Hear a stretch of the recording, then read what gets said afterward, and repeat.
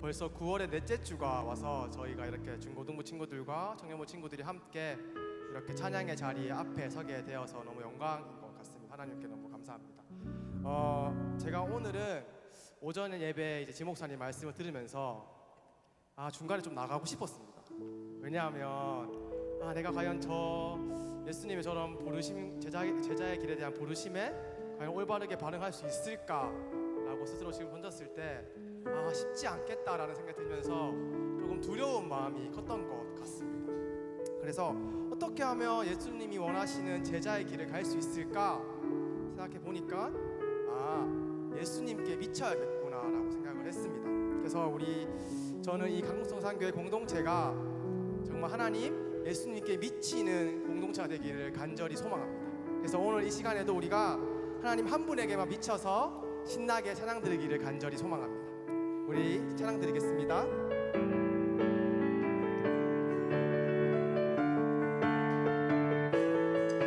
감사합니다. 많은 사람들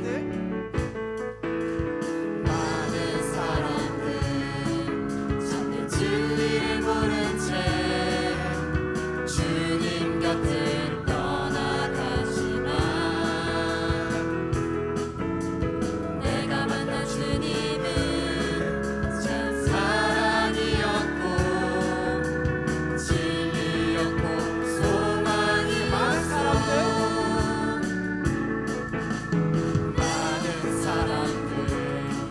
찾는 진리를 모른 채 주님 곁을 떠나갔지만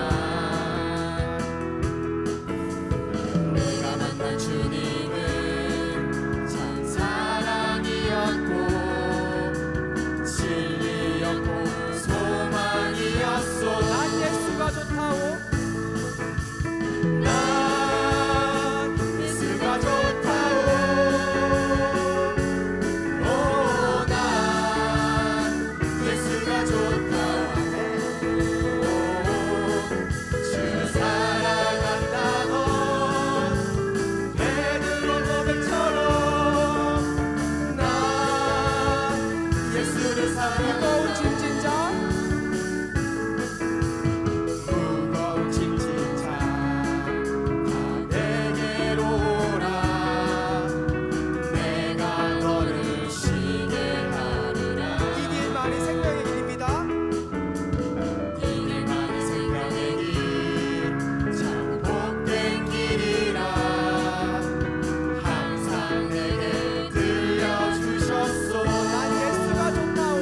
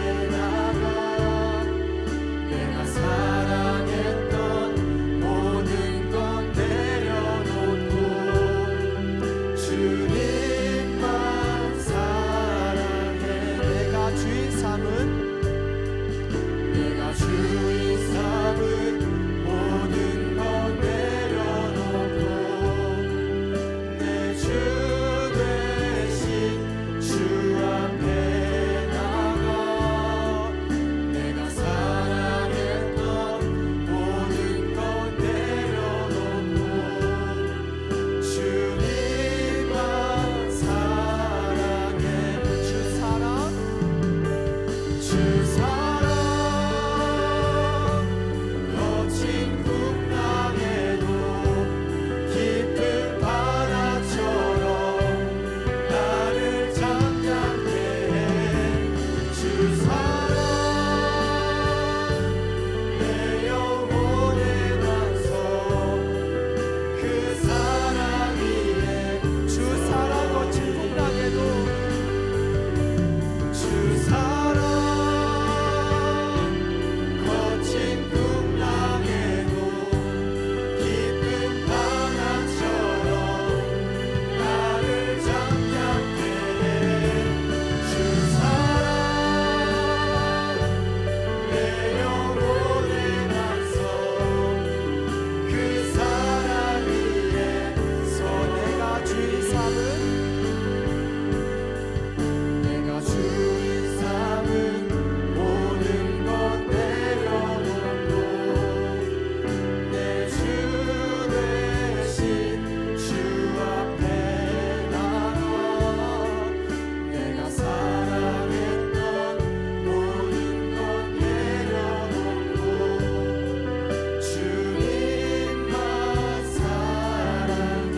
내가 주인 삼은 내가 주인 삼은 모든 것 내려놓고 내 주 대신 주 앞에 나가 내가 사랑했던 모든 것 내려놓고 주님만 사랑해. 주 사랑 주 사랑 거친 풍랑에도 깊은 바다처럼 나를 잠잠케 해. 주 사랑 내 영혼의 반석 그 사랑 위에서 주 사랑 주 사랑 거친 풍랑에도 깊은 바다처럼 나를 잠잠케 해. 주 사랑 내 영혼의 반석 그 사랑 위에서 세상 소망 사라져가도 세상 소망 다 사라져가도 주의 사랑은 끝이 없으니 살아가는 이 모든 순간이 주 은혜임을 나는 믿네. 세상 소망 세상 소망 다 사라져가도 주의 사랑은 끝이 없으니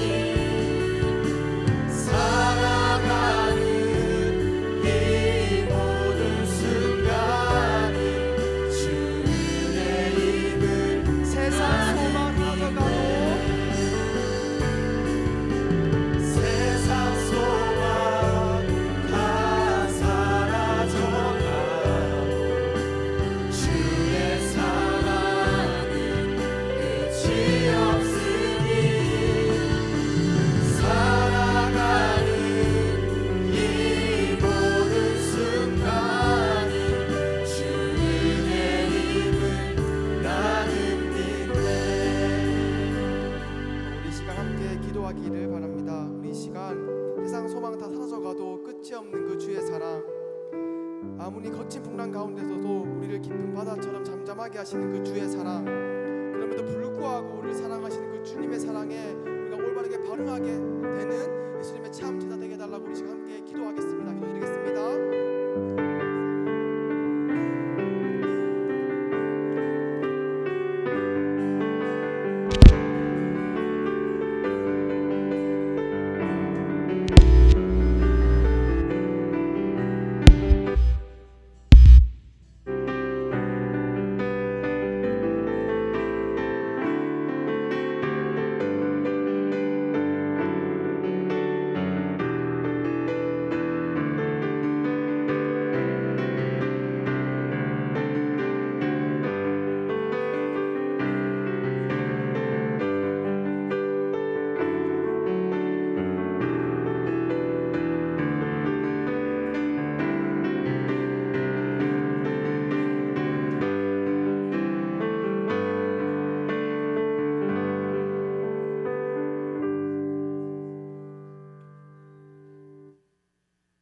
주를 앙망하는 자에게 새 힘을 주시는 아버지 하나님, 복잡하고 재짓기 쉬운 세상 속에서 발부둥 치다가 이렇게 주일을 맞아 주님 품에 안겨 예배드릴 수 있게 하심에 감사드립니다.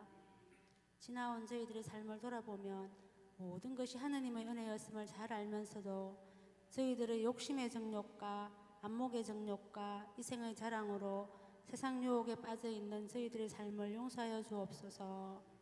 아버지 하나님, 우리는 진정한 예배자입니까? 셀 수도 없는 많은 예배를 우리 인생에서 드려왔습니다. 그러나 우리가 드려졌던 많은 예배 중에서 과연 몇 분이나 진정한 예배였을까요? 예배 시간 늦지 않는다고 받으시는 것이 아니요, 많은 헌금을 드린다고 하나님이 받으시는 예배는 아닐진데 오늘도 진정으로 예배하는 자를 찾으시는 주님, 간절히 비옵나니 하나님 앞에 진정한 예배자, 진정한 제사자가 되어 주님 말씀대로 살 수 있는 능력과 은혜를 허락하여 주옵소서. 하나님과 강북 성산교회와 우리 자신이 온전히 하나 되어 우리의 삶이 하나님의 약속으로 풍성해지는 복된 삶이 되게 하옵소서. 아버지 하나님, 우리 강북 성산교회를 기억하옵소서. 라오디게아 교회처럼 미지근하여 책망받지 않게 말씀으로, 기도로, 찬양으로 늘 깨어서 이 어려운 시국에 나라를 세우고 주의 교회를 세우고 예배를 세우고 가정을 세우고 자녀들을 세워나갈 수 있게 하옵소서. 모든 성도님들의 입술에 감사와 찬양이 회복되게 하시며 우리들의 눈에 눈물이 회복되게 하시며 우리들의 가슴에 뜨거움과 간절함이 회복될 수 있도록 은혜 베풀어 주옵소서. 그리하여 모든 성도님들이 서로 사랑하며 이해하며 서로를 품을 수 있는 예수님의 사랑을 닮아가게 하옵소서. 이 시간 말씀을 전가하실 우리 목사님, 말씀을 전가하실 때마다 주님이 전하고자 하는 말씀을 바로 전할 수 있도록 영적인 눈을 열어주옵소서. 그 말씀이 능력이 되게 하시며 힘이 되게 하옵소서. 말씀을 받는 저희들 어떤 악한 것도 틈타지 못하도록 주님이 강건하여 주옵소서. 이 모든 말씀 예수님 이름으로 기도드립니다. 아멘.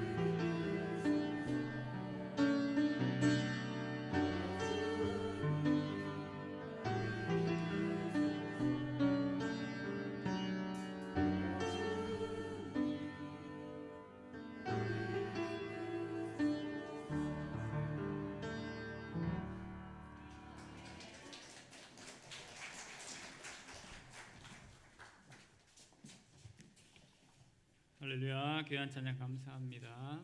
우리 함께 말씀 보시겠습니다. 오늘 시편 84 말씀 함께 보시겠습니다. 우리 구약성경 865면에 있습니다. 구약성경 865면에 있는 시편 84편 우리 1절에서 5절까지만 보겠습니다. 한 절씩 교독하겠습니다. 만군의 여호와여, 주의 장막이 어찌 그리 사랑스러운지요. 내 영혼이 여호와의 궁정을 사모하여 쇠약하며 내 마음과 육체가 살아계시는 하나님께 부르짖나이다. 나의 왕 나의 하나님, 만군의 여호와여, 주의 제단에서 참새도 제집을 얻고 제비도 새끼둘 보금자리를 얻었나이다. 주의 집에 사는 자들은 복이 있나니 그들이 항상 주를 찬송하리이다. 5절 함께 읽겠습니다. 주께 힘을 얻고 그 마음에 시온의 대로가 있는 자는 복이 있나이다. 아멘. 오늘 시편 84편 전체 말씀을 통해서 주께 힘을 얻고라는 제목으로 함께 말씀 받고자 합니다. 좋은 계절이 찾아왔습니다. 그러시죠? 더위가 다 물러가고 시원한 계절, 선선한 계절이 찾아왔습니다. 아쉬운 것은 뭐 다들 이렇게 감질하시겠지만 이런 날들이 이제 갈수록 길지 않다라는 것, 짧게 있고 겨울로 넘어간다라는 사실이 되게 아쉬운데요. 하지만 하나님께서 이 날들 주심에 감사하고 이 가을날을 통해서 하나님 앞에 더 은혜 시간들 되기를 소망합니다. 가을 하시면 뭐 완전 가을은 아니지만 어떤 생각이 드십니까? 가을은 이게 시한수 딱 펼쳐놓고 시를 읊을 수 있는 그런 좋은 계절이기도 합니다. 우리 마음에 그런 여유가 없을 수도 있기는 하겠지만 그럴수록 오히려 우리 하나님 앞에 주신 이 자연을 바라보면서 또 우리 앞에 놓여진 삶의 정황들을 잠시 내려놓고 하나님 앞에 그런 고백들 또 감사 시간들을 가지는 것이 중요할 것 같습니다. 그래서 오늘 시편 말씀 함께 묵상을 한번 하겠는데요. 시의 특징은 이렇습니다. 시는 짧지만 강하게 어필할 수 있는 파워가 있는 것이 바로 시의 특징입니다. 짧다고 해서 하고 싶은 말 다 못하는 것이 아닌 것이 바로 이제 시가 되는 것이죠. 이것을 좀 반증할 수 있는 내용이 이제 뭐냐 하면 우리나라 고전 문학에도 잘 나타나는데 이게 춘향전 같은 이 문학에도 그런 것들이 잘 나타나고 있습니다. 한양간 이몽룡이가 안 내려와서 오매불망 기다리고 있는 춘향이에게 마음이 어떠했습니까? 이제나 저제나 나타나기를 고대하는데 나타나지는 않고 그 사또의 잔칫날이 되어가지고 그 어려운 상황에 처해 있는 가운데서 이몽룡이는 나타나지 않고 웬 거지가 나타나서 이 잔치 자리에 이게 나타나죠. 그래서 사또 저도 작은 상 하나 차려주십시오라고 거의 이게 술이 반쯤 된 듯한 한 청년이 그렇게 이제 나타났습니다.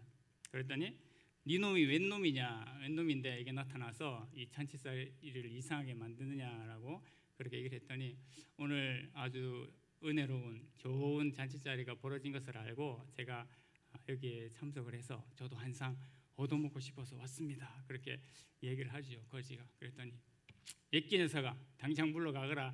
너한테 줄 음식은 없으니까 당장 물러가거라. 그렇게 얘기를 합니다. 그래도 다시 이제 사정을 합니다. 그러지 마시고 저한테도 한 상 주십시오. 이 사또가 얼마나 아량이 큰지 이 고을의 소문이 제가 다 난 것을 알고 있습니다. 그렇게 이제 능청스럽게 얘기를 합니다. 그랬더니 사또도 거절할 수가 없어서 싫지만 저 녀석에게도 한 상을 차려줘라라고 한 상을 이제 차려서 내보내죠. 다 먹고 난 다음에 얘기를 합니다. 소인이 그냥 물러갈 수가 없어서 작은아마 시 한 수 적어드리고 싶습니다라고 얘기를 합니다. 그 녀석 참 가지가지한다. 네 녀석이 글을 쓸 줄 아느냐 그렇게 얘기를 하죠. 미약 하나만 쓸 줄 아오니 저에게 종이와 목을 주십시오 얘기를 합니다. 그래서 종이와 목을 주지요. 줘서 이제 글을 쓰나 안 쓰나 이제 봤더니 글을 이렇게 써가지고 이제 상전에다 이제 올리는 겁니다. 딱 사또가 이제 먼저 받아본 것이 아니고 이방이 있죠. 이방이 먼저 받아가지고 이제 딱 펴서 봤는데 어떻게 했습니까? 말을 못합니다. 그리고 손을 달달달달달달 떨면서 그렇게 반응을 하죠. 무슨 글인고 하니 우리나라 문학에 이제 이런 글이 있습니다. 금준 미주는 천인혈이요 옥반가효 만성고라 총노락시 민두락이요 가성고처 원성고라. 원래는 한자입니다. 제가 한글로 썼는데요. 뜻을 풀이해 보면 금잔의 아름다운 술은 천 사람의 피요 옥쟁반의 아름다운 안주는 만 백성의 기름이라. 촌농의 눈물이 떨어질 때에 백성의 눈물이 떨어지고 노랫소리 높아지는 곳에 백성의 원망소리 높아지더라 하면 한국인들은 얼쑤 이렇게 한번 해야 됩니다. 네, 이게 우리나라 문학에 나타난 이런 백미의 이제 내용들입니다. 7글자로 된 4줄, 글자로 따지면 28글자거든요. 28글자지만 이 28글자 안에 모든 하고 싶은 말이 다 들어 있습니다. 내 이놈, 네 죄를 네가 알렸다. 그리고 지금까지 행한 일이 어떤 것인 줄 알겠느냐라는 그 내용을 담고 있죠. 그러면서 암행어사가 쫙 출동을 그렇게 이제 하게 되는데요. 그러니까 시가 이런 임팩트가 있는 겁니다. 이런 강함이 있죠. 아무 몇 글자 안 되는 것 같지만 이런 강함을 가지고 있는 것이 바로 시의 특징입니다. 오늘 저희가 살펴보시는 시편 84편 말씀도 마찬가지인데요. 12절 되는 짧은 시입니다만 이곳에 하나님의 은혜를 사모하고 하나님의 임재를 사모하는 그 간절한 시인의 마음, 성도의 마음이 이곳에 잘 나타나 있습니다. 이렇게 말하면 목사님 12절이면 짧지 않은데요. 그렇게 얘기할 수 있겠지만 다들 시편 119편 아시죠? 네, 시편 119편 정도 되는 하나님의 대서사시에 비하면 사실 시편 84편 12절 이 시는 정말 짧으면서도 그 우리의 마음과 심령을 잘 나타내는 그런 시입니다. 때가 되고 시가 되셨을 때 이 가을에 좀 한번 읊어볼 수 있는, 되뇌어 볼 수 있는 그런 귀한 말씀인 줄로 믿습니다. 첫 번째로 살펴보는 내용이 한 가지 PPT를 더 봐야 되는군요. 네, 하나만 더 보겠습니다. 오늘 12절 말씀을 좀 이렇게 단락으로 나눠 보면 이런 내용으로 이제 구성이 되어 있습니다. 하나님 집에 대한 갈망이 표현되어 있고요. 또 하나님께 힘을 얻는 자의 복이 무엇이고 또 기름 부은 자를 위한 간구가 나오고 또 마지막으로 하나님을 의지하는 자의 복이 무엇인지를 그렇게 나타내고 있습니다. 이 단락 순에 따라서 오늘 말씀을 한번 살펴보고자 합니다. 첫 번째로 살펴보게 되는 것이 바로 하나님을 사모하는 자의 모습이 제일 먼저 나타나 있습니다. 오늘 말씀 첫 시작을 보게 되면 만군의 여호와여라고 그렇게 시작을 하고 있습니다. 만군의 여호와란 말은 시편에서 또 다른 곳에서도 많이 이제 등장하게 되죠. 어원적인 의미가 어떻게 되겠습니까? 많은 군대의 하나님 또는 모든 군대의 하나님이라는 그런 의미를 가지고 있습니다. 많은 군대, 모든 군대라면 어떤 의미겠습니까? 가장 강력하고 힘 있는 존재를 얘기하고 있는 것입니다. 여러분에게 예를 들어 군대가 한 군대를 여러분에게 줬다라고 생각해 보십시오. 그 한 군대만 해도 어마어마한 위력이지 않습니까? 그런데 모든 군대의 하나님이라는 그 용어를 쓰고 있는 것입니다. 바로 이것은 하늘 군대의 총사령관이라는 그런 이제 어원적인 의미를 담고 있고요. 또 다른 의미로는 온 세상을 다스리시는 권능의 하나님이다라는 그런 내용을 담고 있는 것이죠. 저희가 당연히 이해하고 당연히 인정하는 그런 내용입니다. 그래서 시인은 이런 만군의 여호와 하나님 앞에 이제 선포하면서 기도를 합니다. 그러면서 주의 장막이 어찌 그리 사랑스러운지요라고 이야기를 하고 있습니다. 여기서 이제 장막은 원어로 미시칸이라고 해서 초소를 말합니다. 초소, 특별히 하나님의 초소를 얘기를 하지요. 그래서 구약으로 말하면 성막, 장막, 성전을 이야기를 합니다. 신약으로 넘어오게 되면 교회입니다만 더 구체적으로 더 명확하게는 예배당이라는 용어가 더 이제 맞겠죠.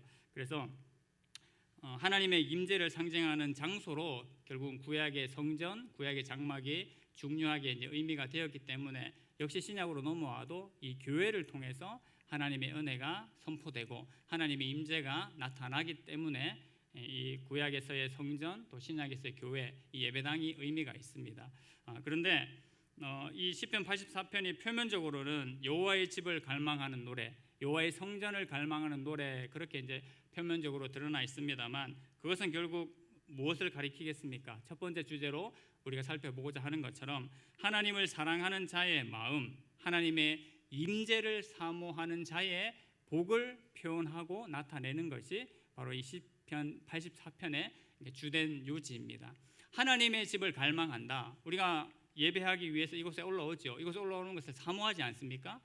이 집을 사모한다라는 말은 곧 하나님의 임재를 사모하고 내가 하나님과 교제하고 더 풍성한 은혜를 누리기를 원한다라는 말과 똑같다라는 겁니다. 그래서 표면적으로는 하나님의 집을 사모하는 자의 모습입니다만 그것은 결국 하나님의 임재를 사모하고 하나님의 은혜를 사모하는 자의 모습이다라고 그렇게 표현해 볼 수 있는 것이지요. 그래서 그것을 바로 나타내고 있는 것입니다. 시인이 얼마나 그렇게 갈망하고 있습니까? 연속되는 연결되는 2절에서 내 영혼이 여호와의 궁정을 사모하여 쇠약하며, 여호와의 궁정이라는 것은 하나님의 성전 전을 나타내는 그런 이제 단어들입니다. 하나님의 전을 나타내는 단어들이 시편 83편에 이제 여러 군데 등장합니다. 여호와의 궁정, 주의 제단, 주의 집, 주의 궁정이라고 이제 되어 있는데 이것들이 다 여호와의 전을 이제 의미하는 거죠. 내 영혼이 그 여호와의 궁정, 하나님의 성전을 사모해서 이 몸이 쇠약할 정도로 그렇게 사모한다라는 것이죠. 그리고 내 마음과 육체가 살아계시는 그 하나님 앞에 예배하고 제사함을 통해서 부르짖고자 하는 마음이 불탄다라는 것을 시인이 이야기를 하고 있습니다. 그러니까 하나님을 사모하는 마음이, 하나님 집에 나와서 제사하고 예배하고 싶은 마음이 너무나 불타고 간절하다라는 것을 이 시에서 표현을 하고 있는 것이죠. 그러면서 3절에서 나의 왕 나의 하나님 만군의 여호와여 주의 제단에서 참새도 제 집을 얻고 제비도 새끼둘 보금자리를 얻었나이다라고 그렇게 이야기를 합니다. 갑자기 이 제비와 참새가 왜 나오나 이제 그렇게 생각할 수 있는데요. 이것은 참새와 제비를 우리 인간의 입장에서 바라봤을 때 사실 이 세상의 미물이지 않습니까? 근데 이 미물들도 하나님의 성전에 올라와서 그렇게 둥지를 틀고 어떤 이렇게 구석에 집을 만들어 놓은 그런 모습이 있었던 것 같습니다. 그런데 시인의 마음이 이제 그런 거예요. 아, 나도 저기 제비 같았으면 좋겠다. 나도 참새 같았으면 좋겠다. 그런 마음을 가지는 겁니다. 왜요? 쟤네는 맨날 여호와의 전에 있는 거예요. 집이 저기 있으니까. 지붕 밑에 있거나 어디 벽 뒤에 이제 보금자리를 틀고 있으면 쟤네는 어디 갈 필요가 없다라는 거죠. 늘 여호와의 전에 있으면서 여호와 하나님 앞에 예배하고 찬송하는 소리를 듣고 거기 오가는 사람들을 보고 그런 이 미물을 보면서 아, 나도 차라리 미물이 될지언정 여기에 하나님의 전에 계속 거하는 그런 사람이 되었으면 좋겠다라는 그런 시인의 마음이 여기에 담겨 있는 겁니다. 그러니까 그 정도로 이 시인이 하나님의 전을 사모하는 모습을 보이는 거죠. 메시지 성경에 보면 이 시편 83편 3, 4절을 이렇게 표현하고 있습니다. 제가 한번 읽어드리겠습니다. 주님의 집에는 새들도 숨을 곳과 피난처를 얻습니다. 참새와 제비가 그곳에 둥지를 틀고 알을 낳아 새끼를 치며 우리가 예배드리는 곳에서 지적입니다. 만군의 하나님 우리 왕이시여 그곳에 살며 노래하는 이들은 얼마나 행복한지요 라고 그렇게 표현을 하는 겁니다. 그러니까 이 정도로 시인이 여호와의 전을 사모하고 여호와의 전에 올라와서 예배하고 하나님 앞에 찬양하는 것을 기뻐한다라는 것을 표현하고 있는 것이죠. 그러면서 첫 번째 단락 마지막에서 주의 집에 거하는 자들은 복이 있나니 그들이 항상 주를 찬송하리이다라고 그렇게 이야기를 하고 있습니다. 그러니까 여기까지만 하면 해피엔딩, 여호와의 집에 거하는 자는 늘 행복하고 감사하다라는 것으로 그렇게 이제 끝나는 것 같이 보이죠. 물론 이제 그런 은혜가 있습니다. 근데 이제 5절, 6절, 7절로 넘어가면 조금 이야기가 이제 반전되는데요. 특별히 6절의 말씀을 보시면 눈물 골짜기라는 단어가 나와 있습니다. 딱 봐도 좋지 않은 의미인 줄 아시겠죠. 그래서 여호와의 집을 사모하는 자는 이런 눈물 골짜기 같은 어려운 형편에 처할지라도 그것을 돌파하는 힘을 얻는 자가 여호와의 전을 사모하는 자다라는 것을 두 번째 단락에서 우리에게 이야기를 하고 있습니다. 5절 말씀 같이 한번 읽어보시겠습니까? 시작. 주께 힘을 얻고 그 마음에 시온의 대로가 있는 자는 복이 있나이다. 아멘. 저희 장인어르신 묘비에도 이 구절을 새겨드렸거든요. 평생 하나님 앞에 힘을 얻고 그 마음에 시온의 대로가 있었던 그 성도의 삶을 기억해서 이 문구를 이제 적어 드렸습니다. 성도의 마음이 그런 거죠. 이 시인의 마음이 그런 것처럼 하나님, 우리가 주께 힘을 얻고 우리의 마음에 시온의 대로가 있는 것이 세상의 어떤 복보다도 가장 귀한 복입니다라고 선포되는 말씀입니다. 여러분, 말씀 5절 말씀 너무 좋으시죠? 근데 시온의 대로라는 의미를 자세히 뜯어보면 그렇게 긍정적인 의미로만 받아들일 수 없는 것이 바로 시온의 대로입니다. 주께 힘을 얻는다라는 말에 공감을 합니다. 그리고 우리 마음에 시온의 대로가 있다라는 것은 뭔가, 시온이라는 것은 그 예루살렘 언덕을 얘기하지 않습니까? 하나님의 임재가 있는 그 언덕, 그 언덕을 향해서 대로가 있다라고 표현하니까 얼마나 좋습니까? 근데 그 뒤에 숨겨진 의미가 뭐냐 하면 실제로 이 시온의 대로, 예루살렘 동편에 있는 산 등성이를 말한다고 하는데요. 이 등선을 향해서 올라가는 길은 생각만큼 그렇게 쉽지 않다라는 겁니다. 그곳에 가면 길도 험할 뿐만 아니라 산짐승들이 나올 수 있고 때로는 강도들도 출현할 수 있는 그런 길이라고 해요. 근데 왜 시인이 시온의 대로라고 그렇게 얘기를 하는 것일까요? 우리 인생에 비유되기도 하는 길인 것입니다. 우리가 예수 그리스도를 믿고 은혜 가운데 살아가지만 모든 길들이, 우리 5절에도 말씀 들으셨지만 꽃길만 걸을 수 없는 것이 우리의 인생이지 않습니까? 마찬가지로 눈물의 골짜기를 걸어가는 그 길도 있는 것이 우리의 인생임을 이 짧은 시 속에서도 나타나고 있습니다. 설령 시온을 향해 가는 그 길이 험하고 눈물 골짜기 같은 길이 될지라도 나의 심령과 마음이, 성도의 마음이 하나님을 향해 있으면 어떻게 해요? 그 길은 바로 시온을 향한 대로가 된다라는 의미에서 이 5절 말씀을 얘기를 하고 있습니다. 그 험한 길, 그 좋지 않은 길 가라 그러면 누가 기뻐하면서 가겠습니까? 그런데 하나님을 생각하고 하나님을 사모하는 마음을 가진 자들은 능히 그 길들을 감수하고 가기를 주저하지 않는다라는 것을 이야기를 하고 있는 것입니다. 여러분, 예나 지금이나 하나님을 만나기를 원하는 사람들은요, 하나님을 만나기를 원하는 성도들은 어떻게 할까요? 구약의 성전에 올라가기를 힘쓰고 신약의 교회에 올라오기를 힘쓰는 자들이 바로 그러한 자들인 겁니다.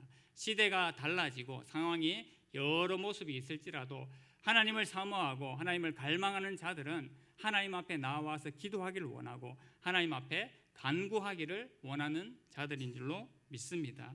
우리가 영적이고 기도하는 것에 관심이 있는 분들은 늘 고민하지 않습니까? 내가 좀 기도할 처소가 마땅하지 않으면 내가 어디서 기도하면 좀 고요히 좀 깊이 기도할 수 있을까? 또 내가 어떻게 하면 하나님과 더 좀 친밀하게 조용하게 그렇게 묵상할 수 있을까? 그렇게 고민하지 않습니까? 그런 고민이 바로 이 시인에게도 나타난다라는 겁니다. 그리고 행여나 우리가 삶을 살면서 이사를 가보십시오. 집에 기도 처소가 특별히 마련되어 있지 않은 분들은 마찬가지입니다. 내가 이 이상한 곳에서 어디에 나가서 기도를 할까? 어느 교회에 나가서 내 마음을 터놓고 하나님 앞에 올려드릴까? 그것을 고민하는 겁니다. 그러니까 영적인 것에 관심을 가지고 기도하는 일에 관심을 가지는 사람은 그것을 제일 먼저 고민할 수밖에 없는 겁니다. 물론 우리가 삶에 다른 조건들이 있죠. 생활의 편의시설이나 교육이나 여러 가지 관심들이 있습니다. 하지만 그 모든 것들을 뒤로 하고 영적인 것과 기도하는 것에 관심이 있는 사람은 그것에 관심이 갈 수밖에 없다라는 것이죠. 그것을 시인이 이 두 번째 단락에서 얘기를 하고 있습니다. 7절도 한번 읽어보시겠습니까? 시작. 그들은 힘을 얻고 더 얻어 나아가 시온에서 하나님 앞에 각기 나타나리이다. 아멘. 하나님을 향해서 가는 길이 이제 어려움이 있을 수 있지만 그 모든 눈물의 골짜기를 벗어나고 그 눈물의 골짜기를 가는 동안 하나님께서 어떻게 해요? 많은 샘을 주시고 이른 비의 복을 채워 주셔서 끝내는 그 시온의 예루살렘에 이르게 된다라는 것입니다. 그래서 힘을 얻고 더 얻어서 결국은 그 놀라우신 하나님 앞에 서게 된다라는 것을 이야기를 하고 있습니다. 그래서 좀 힘들어도 하나님 앞에 간구하고 다시 힘을 얻고요. 또 어려운 그런 풍파가 있더라도 다시 하나님 앞에 간구하고 나아가서 또 힘을 얻어서 결국은 하나님의 전에 이르게 된다라는 것입니다. 우리 인생의 과정이 그런 것이지요. 삶의 과정에 여러 굴곡들과 풍파들이 있을 수 있지만 결국은 하나님 앞에 나와 힘을 얻고요. 또 나아가고 또 어려운 과정 가운데 하나님 앞에 나아가 힘을 얻고 결국은 우리가 어디요? 저 천국 하나님이 계시는 그 시온성에 이르게 된다라는 의미로도 해석을 할 수 있는 것입니다. 그래서 결국은 끝내는 성도는 하나님 앞에 서는 존재가 된다라고 이야기를 하는 것입니다. 여러분, 우리의 인생이 늘 순탄하면 좋겠지만 그렇지 않지 않습니까? 눈물의 골짜기를 지날 때가 있습니다. 눈물의 골짜기 좋아하는 사람 아무도 없죠. 근데 눈물의 골짜기를 지나고 난 다음에 하나님 앞에 딱 섰다라고 생각해 보십시오. 은혜가 어떻게 됩니까? 2배, 3배 아니면 막 쏟아집니다. 그러니까 눈물의 골짜기가 그런 의미에서 우리 성도들에게는 굳이 나쁘지 않다라는 것을 우리가 잘 기억하실 줄로 믿습니다. 뭐 형제들은 군대 가면 그런 은혜 많이 받지 않습니까? 저도 논산 26연대 출신인데 뭐 다 이렇게 거두절미하고 그냥 이렇게 한 주간의 훈련을 받고 주일 예배 드리려고 연무대 교회에 딱 앉으면 어떨까요, 마음이? 그냥 눈물이 울컥해요. 한 소절만 불러도 사랑하는 나의 아버지, 그러면 울지 말아야지. 옆에 다 울고 있어요. 고난이 있는 인생에게 하나님 앞에 그것을 지나고 하나님 앞에 예배하고 찬송할 때에 은혜가 안 내려질래야 안 내려질 수가 없는 것입니다. 하나님, 하루하루를 알 수 없는 내 삶 가운데, 한 주 한 주를 알 수 없는 내 삶 가운데 하나님의 은혜가 내 안에 임하지 않으면 나는 살 수 없습니다. 하나님의 은혜를 사모할 수밖에 없는 것이지요. 그렇기 때문에 눈물의 골짜기가 우리 성도들에게 아주 나쁜 것만은 아니다라는 사실을 기억하면서 하나님 앞에 살아가는 주의 성도들이 되기를 원합니다. 이렇게 주의 집을 사모하는 자들에게는 이 눈물의 골짜기를 돌파하는 그런 힘을 얻게 됨을 두 번째 단락에서 얘기를 하고 있습니다. 그리고 하나님께서 힘을 주실 때요, 특별히 이 많은 샘과 이른 비에 복을 주신다라고 했습니다. 많은 샘은 어떤 의미겠습니까? 말 그대로 이 샘 솟는 물, 먹을 물을 주신다라는 의미고요. 이른 비와 늦은 비라는 단어는 있지는 않지만 이 성경에서 이른 비와 늦은 비의 축복은 바로 가나안 땅에서 곡식을 파종할 때에 하나님께서 이른 비를 주시고 또 곡식을 결실하는 그 계절에 필요한 물을 주시기 위해서 늦은 비를 주셨거든요. 바로 그 의미를 얘기를 하고 있습니다.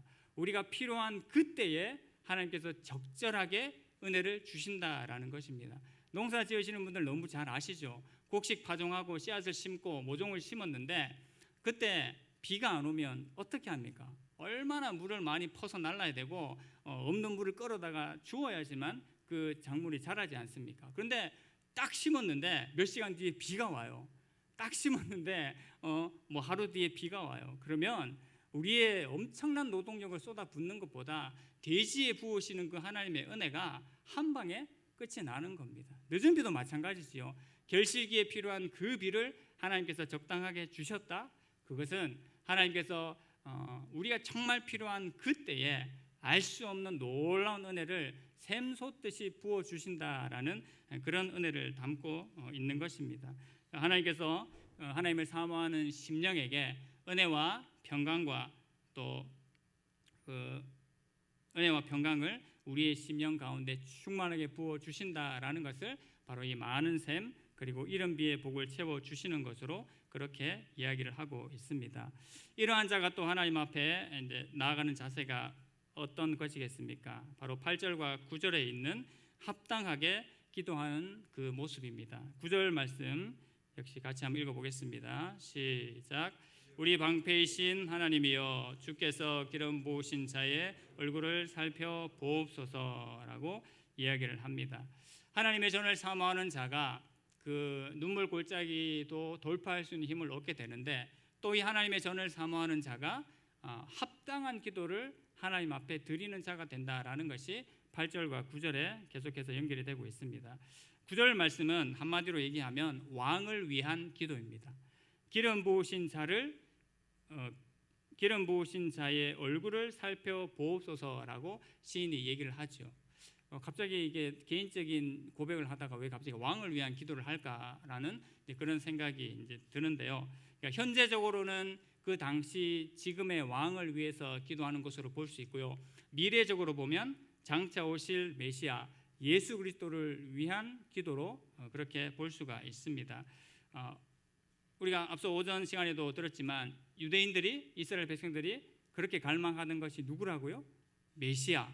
언제 오실 것인지, 어디에 오실 것인지 그걸 궁금해했다라고 하지 않았습니까? 역시나 그 부분이 여기에 등장하고 있는 것입니다. 현재 우리의 왕의 기름 부으심의 은혜가 있기를 위해서도 간구하지만 우리가 참되게 예배하고 하나님의 온전한 성도로 서는 그날을 갈망하면서 하나님께서 약속하셨던 그 아브라함 때로부터 약속하셨던 그 메시아를 우리가 갈구하고 갈망합니다라는 그 표현입니다. 그래서 그 왕을 우리에게 속히 보내어 주시옵소서. 그 왕을 우리가 갈망합니다라는 그 왕을 위한 기도로 대변이 이제 되는 것이지요. 예수님께서 오셔야 하지만 어떻게 됩니까? 인간의 왕들은 하나님의 대리 통치자이긴 하지만요 부족합니다. 현실적으로 한계가 있고 완전하지 못합니다. 그런데 우리 예수님께서 오셨을 때 어떻게 됐습니까? 완전하시고 온전하셔서 모든 것을 이루셨지 않습니까? 만물이 그에게 복종하고 만물이 예수 그리스도로 말미암아 충만해지는 역사가 일어났고 지금도 계속되고 있는 것이지요. 그러하기 때문에 현재의 왕을 위해서 간구할 뿐만 아니라 장차 오실 미래의 그 예수 그리스도를 위해서 구약의 성도는 이렇게 기도할 수밖에 없다라는 것입니다. 그래서 이것을 위해서 갈망하며 기도합니다. 이런 의미로 봤을 때 예수님께서 우리에게 어떤 존재가 되십니까? 예수님은 하나님 앞에서 우리의 가장 확실한 중보자가 되시고 우리의 가장 확실한 대언자가 되신다라는 것으로 역시 결론을 지을 수가 있습니다. 현재 왕을 위해서는 또 왜 기도할까 좀 더 생각을 이제 해보게 되면요, 이 시편 84편의 시는 아마도 이제 생각을 해보건대 또 여러 이 주석들을 살펴보건대 원래는 예배하는 것이 되게 자연스럽고 평범한 삶으로 이제 여겨진 사람이 예배할 수 없는 환경 가운데 처해지면서 이 시를 쓴 것이 아닐까라고 그렇게 생각을 하게 됩니다. 그러니까 원래는 당연히 예배하는 것이 자연스럽고 자연스러웠다라는 것이죠. 근데 어떤 이유에서인지는 모르겠지만 지금 이 시인이 그렇게 자유롭게 예배할 수 없는 상황이 되었다라고 생각을 한다라는 것입니다. 그래서 아마 뭐 생각하기에는 적국에 의해서 난처한 상황이 되었거나 아니면 포로로 끌려갔을 상황에 이렇게 예배를 갈망하면서 갈구하면서 시를 쓴 것이 아닐까 생각을 해봅니다. 여러분 아시겠지만 우리가 평범하고 아무 어떤 고난과 어려움이 없을 때에 사실 이런 시편 84편과 같은 시가 나오기 쉽지 않습니다. 그렇죠? 이렇게 뼈저린 어떤 고난과 뼈저린 이 마음의 뭐랄까요? 그런 고난이 있을 때 이렇게 하나님의 집을 갈망할 수 없습니다라는 그런 고백들이 나오게 된다라는 것입니다. 그래서 결국은 이 시인처럼 만약에 이제 이러한 상황이라고 가정을 한다라면 시인이 이런 상황에 처한 것처럼 그들의 왕도 지금 자유롭지 못한 과정 가운데 있지 않았을까? 그렇기 때문에 우리를 통치하고 우리를 다스리는 우리의 인간 왕이 자유스럽고 온전해져야지만 우리도 정상적으로 하나님 앞에 올라가 예배할 수 있고 자연스럽게 예배할 수 있다라는 그 측면에서 왕을 위한 간구를 한다라고 그렇게 생각을 해볼 수 있겠습니다. 그래서 이런 모습을 보게 되면 우리는 우리 자신의 안위를 위해서 당연히 기도하죠. 그것뿐만 아니라 우리가 또 잘 아시는 것처럼 공동체에 세워진 자들을 위해서 우리가 마땅히 기도해야 된다라는 것을 생각을 하게 됩니다. 교회 공동체뿐만 아니라요, 사회 공동체에도 또 하나님께 세우신 그 지도자들 위해서 우리가 기도할 필요성이 있는 것입니다. 세워진 자들의 평안이 누구에게 연결될 것 같습니까? 나의 평안으로 연결이 되는 겁니다. 또 세워진 자들의 부흥이 누구의 부흥으로 연결될 것 같습니까? 나 개인의 부흥으로, 우리의 부흥으로 연결이 되는 것입니다. 그래서 그 사람은 그 사람의 기도, 이 부류는 이 부류의 기도가 아니라 이 기도의 응답으로 말미암아 나의 영적인 곳의 영향력이 연결이 되는 것이고요. 이곳의 부흥으로 말미암아 나의 삶의 부흥과 연관이 되는 것입니다. 특별히 교회 공동체는 더하겠죠. 그래서 교회의 지도자를 위해서 기도하고 또 세워진 우리의 순장님들 또 여러 기관에 세워진 장들을 위해서 우리가 하나님 앞에 기도할 필요성이 있는 것입니다. 그분들이 흥왕하고 그분들이 부흥하고 그분들이 은혜를 얻게 될수록 어떻게 될까요? 우리 구성원 한 사람 한 사람이 더 큰 부흥과 은혜 가운데 거하게 되는 것입니다. 바로 이러한 은혜를 위해서 간구하는 합당한 간구의 모습이 나타나는 것입니다. 마지막 네 번째로는요, 다시 한번 시인이 강조를 합니다. 하나님을 의지하는 자의 삶, 하나님을 의지하는 자가 얼마나 복된지를 최종적으로 이야기를 하고 있습니다. 10절 같이 한번 읽어보시겠습니까? 10절 읽어보겠습니다. 시작. 주의 궁정에서의 한날이 다른 곳에서의 첫날보다 나은즉 악인의 장막에 사는 것보다 내 하나님의 성전 문지기로 있는 것이 좋사오니. 아멘. 제가 앞서 그런 말씀 드리지 않았습니까? 시인이 이런 어떤 어려움과 고난을 당하지 않고 이런 시를 쓸 수 없었을 것이다 라는 얘기를 했습니다. 다른 말로 하면 어떤 다른 곳에서의 첫날을 보고 난 뒤에 내가 평범하게 보냈던 그 하루를 이 시인이 기억을 한다라는 것입니다. 늘 아무 굴곡이 없이 늘 평범하게 자연스럽게 당연하게 예배 드리던 자는요 어떨까요? 물론 그 마음을 잘 유지하시는 분도 있겠지만 그 첫날의 어려움과 고난을 당해 보고서야 비로소 그 한날 내가 하나님 앞에 평범하게 드렸던 그 예배를 그렇게 사모하면서 간절히 바라면서 바라보게 된다라는 것이죠. 그리고 또 시인이 어떻게 얘기를 합니까? 악인의 장막에 거하는 것보다 내 하나님 성전에 문지기로 있는 것이 좋겠습니다라고 역시 이야기를 하는 것입니다. 그런 경험을 해봤으니까 이 하나님의 전에 거하는 것이 하나님의 임재의 은혜를 받는 것이 얼마나 귀한 것이구나를 이 시인이 뼈저리게 느끼는 것이죠. 그러면서 이 시인은 마지막으로 하나님을 의지하는 자의 복을 다시 한번 강조를 합니다.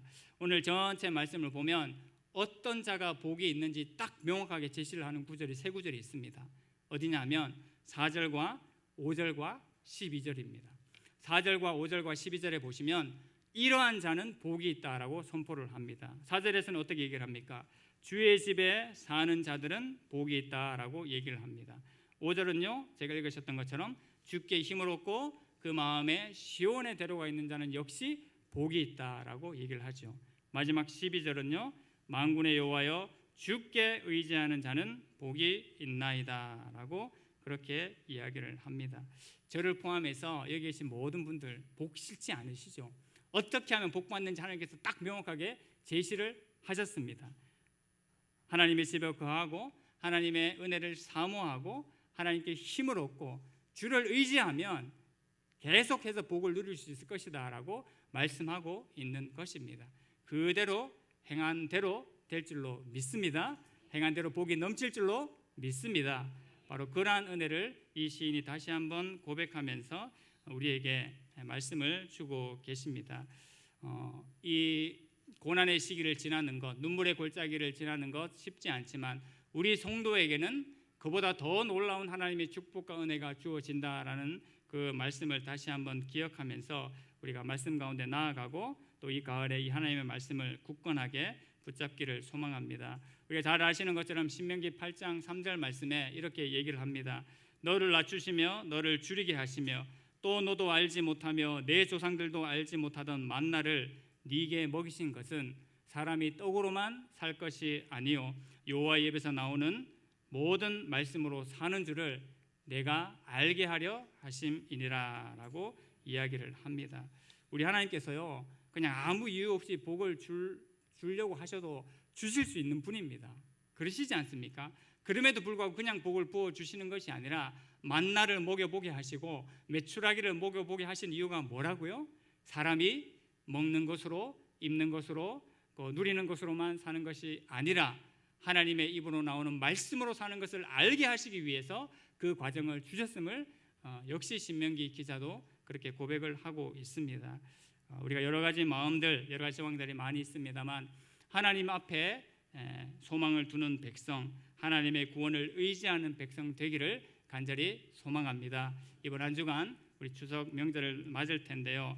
하나님의 집에 거하는 자의 그 복, 하나님을 의지하는 자의 복이 어떤 것인지를 우리가 조금이라도 증거하고 표현할 수 있는 자들이 되기를 원하고요. 하나님 앞에 시온의 대로를 품고 살아감으로 말미암아 우리가 만나는 모든 사람들에게 축복의 통로가 되어줄 수 있는 그러한 만남과 또 그러한 명절의 시간들 되기를, 그 준비의 시간들이 되기를 간절히 소망합니다. 하나님 아버지 은혜를 감사합니다. 주의 집에 거하고 주께 힘을 얻는 자의 복이 얼마나 놀랍고 귀한 것인지를 다시 한번 시편 84편의 말씀을 통해서 알게 하시니 감사합니다. 하나님, 다른 것을 의지하지 않기를 원합니다. 만군의 여호와 하나님을 의지할 수 있는 은혜가 나의 심령 가운데, 주의 모든 성도들 가운데, 주의 교회 가운데 충만케 하여 주시옵소서. 이 견고한 믿음과 반석 위에 우리 한 사람 한 사람과 주의 교회가 날마다 견고하게 세워지는 은혜가 충만케 하여 주시옵소서. 감사를 드리며 예수님의 이름으로 기도하옵나이다. 아멘.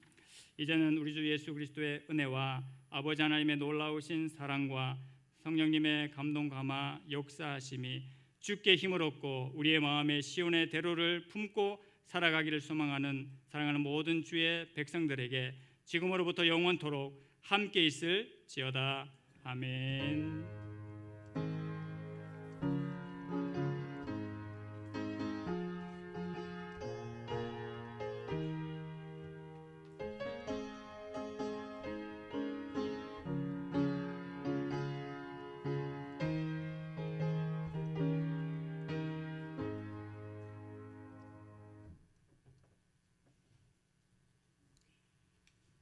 네, 오후 예배 잘 드려주셔서 감사합니다. 3시 15분에 순장교육 바로 이곳에서 시작하겠습니다. 잠시 화장실 다녀오실 분들은 다녀오시기 바랍니다.